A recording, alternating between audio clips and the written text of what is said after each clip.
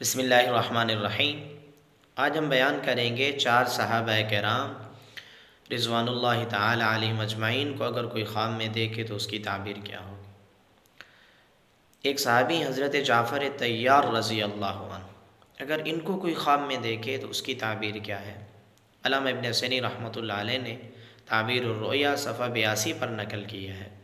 اگر کوئی خواب میں حضرت جعفر طیار رضی اللہ عنہ کو دیکھتا ہے تو اس کی تعبیر یہ ہے کہ اللہ رب العزت صاحب خواب کو حج کروائیں گے۔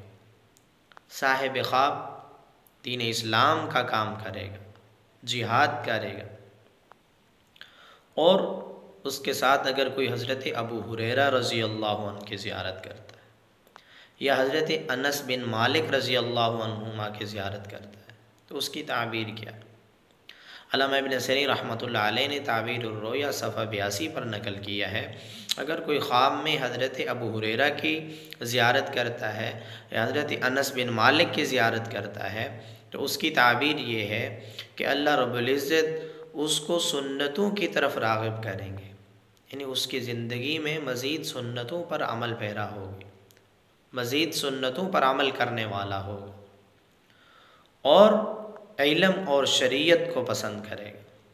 اگر صاحب علم ہے، علم حاصل کر رہا ہے تو اس کے علم میں مزید اضافہ ہوگا، اپنی طبیعت کے اندر اپنے اس پورے جسم پر شریعت کو نافذ کرنے کی کوشش کرے گا۔